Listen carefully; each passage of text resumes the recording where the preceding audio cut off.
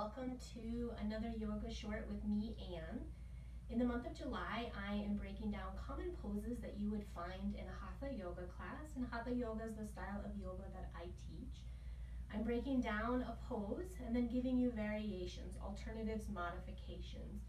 There are many ways to do poses, but today what I am teaching is a way to make the pose more accessible if you, for whatever reason, can't do the full expression of the pose. That's the full expression of the pose in my body. It doesn't mean it's in yours. And other people's full expression may be much deeper, much longer than what mine is. So I will teach you many variations to get you into this pose. So I'll show you how to get into Uttanasana, which is how you say standing forward fold in Sanskrit.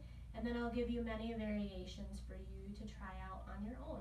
And some days, some are just going to feel better for your body than others. So you'll stand up and come into your Tadasana, your mountain pose. So I'm just going to step back for a moment. I'll come back to my mat.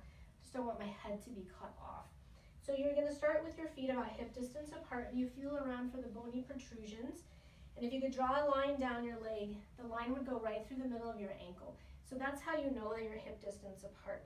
Some of us think that this is hip distance apart, and that's actually femur distance apart. So those hip points are what means hip distance apart.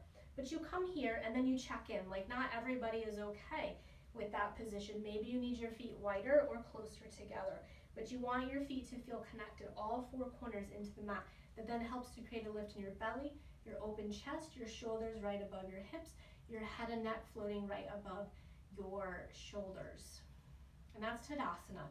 But Tadasana is the base of all of our standing poses. So to get into Uttanasana, you have to have a good, strong Tadasana mountain pose. So start with your feet hip distance apart. If you need to adjust, you adjust. Pick up your toes and spread them, and then set them back down on your mat. So you feel that connection with all four corners. I feel more of a lift in my belly. I'm going to bring my hands to my hips. I'm going to inhale to get really tall out through the crown of my head, and as I exhale, I hinge forward. So don't round forward, hinge forward. That might mean that you need to bend your knees a little or a lot. So come to a half fold first. If this feels okay, then you come into the full forward fold, and I'll show all the variations that you can have. So my hands can easily touch the mat. I'm not rounding or doing anything weird to come into this pose.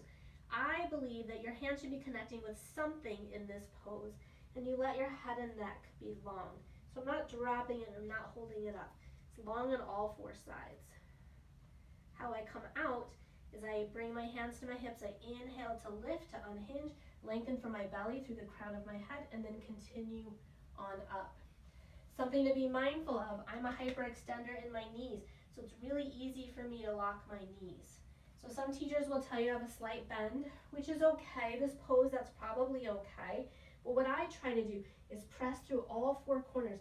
I activate my thighs, I lift from my feet up to my core. I start with that in Tadasana, and that helps me to not hyperextend in my knees. So if you can't easily reach the floor, and some people can, but it's like this, and we don't want that. Forward fold, you should be really long in your spine, and then hinge forward. It's about length, it's about hinging, and then coming forward. So for some people, this is going to be their forward fold, because if they start to come forward, this happens. So it's about keeping your spine safe and long. So maybe you're here and you have blocks. You might not have blocks, but maybe you have a bed or a stool or a table or a dresser or a coffee table. So here you would be a little higher. So you still don't want to be like this. Perhaps the blocks can go down. There's variations. Maybe your blocks just are not high enough. So your hands could be on your shins, on your thighs. Don't press into your knees because you want to press back. Or even hands at hips. This is what I teach a lot. This is a really good place to be. This is a half fold, but it's totally fine and appropriate. There's also the option to deeply bend your knees. You're going to sit back a little bit, but make sure that your knees don't come forward. And bring your hands to your thighs and activate your hands here, so that helps to open your chest, and you've got that connection. My spine is long, my neck is a continuation of my spine, and this is a good forward fold. For a lot of people, if you have tight hamstrings, things going on in your back. So tight hamstrings pull your pelvis under the body. So for many people coming into a forward fold, they can never get long because this is happening.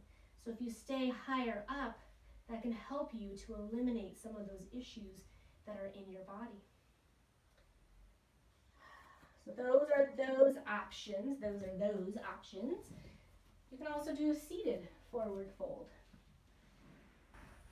I teach these on occasion. I don't teach a whole lot of seated poses because we have a really hard time sitting, and your legs could really be in any variation, cross-legged, soles of your feet together, even your knees bent and your feet on your mat.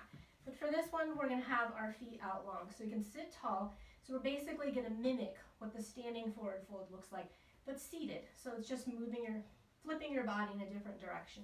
So inhale tall, and on the exhale hinge. So again, for some people, like, this is going to be a forward fold. Some people might be able to reach their feet. If you have a strap, you could use a strap and hold on to that. But really, you can just have your hands on your legs, anywhere on your mat. You want your hands at your hips. And then when you start to notice rounding, when you inhale to lift and exhale to hinge. I can't do a whole lot of forward folding before my back starts to bother me, so that's something to keep in mind. Maybe you skip a forward fold or you adjust it and you stay higher up. So it's seated. You can also do it lying down. I like to have padding under my head.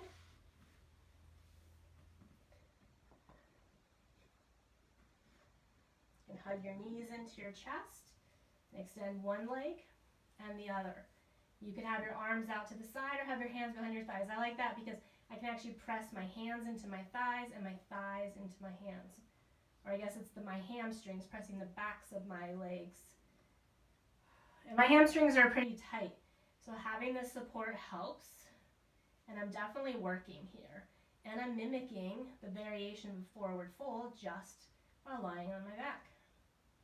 I'm going to bend my knees, bring my feet back to the mat, roll over. We're going to use a chair for our next two variations of standing forward fold.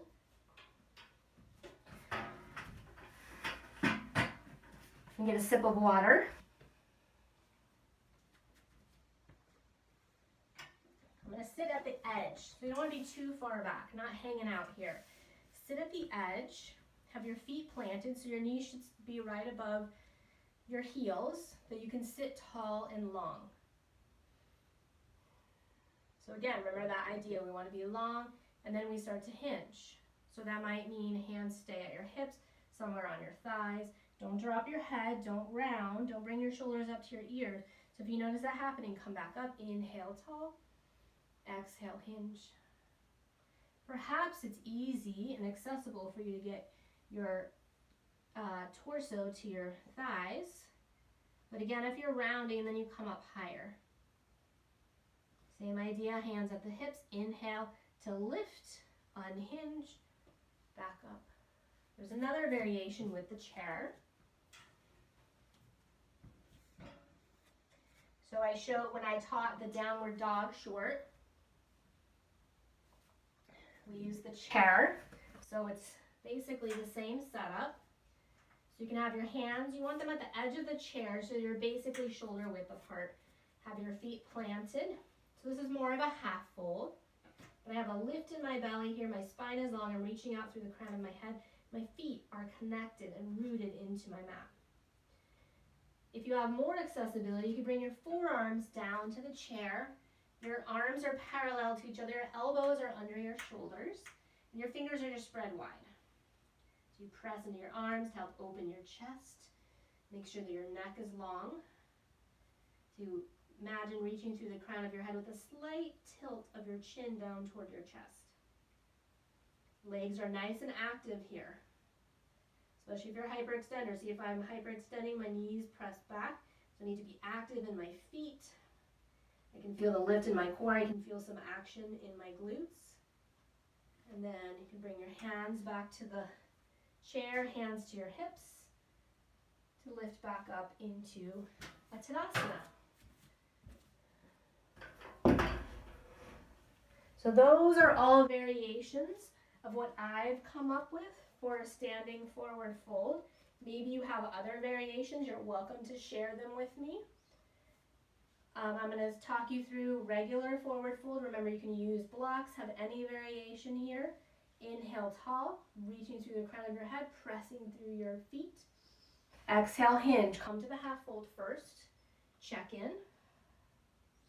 Inhale again, and on the exhale, if you've got the accessibility to come down, whether onto blocks, hands somewhere connecting with your body.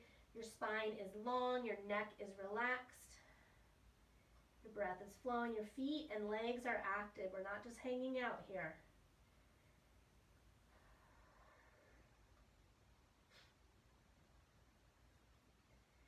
Bring your hands back to your hips. Inhale, slowly come up halfway. Exhale, when you inhale again, lift all the way back up. Back into Tadasana, mountain pose. So thank you for joining me for another one of my yoga shorts. For the month of July, I'm exploring different poses, breaking them down for you, and then giving you alternatives, modifications, things that you can change. I have that planned for the month of July. If there's a pose that I don't do that you'd like me to explore, to break down, to look into, please let me know. You can comment below. You can email me at therealgofitgirl@gmail.com. Find me on Facebook and Twitter as GoFitGirl, and Instagram as TheRealGoFitGirl. You're welcome to email me, comment to me about anything yoga related, or if you just need somebody to chat with, I'm here for you. My goal with my videos, whether it's a full-length yoga class or a breakdown of a pose or something a little bit different, I'm trying different things, is to be here for you. So please let me know, as a yoga teacher, as a human being, as a friend, how I can be for you. I hope you have a lovely day, and I hope to practice with you again soon. Thanks.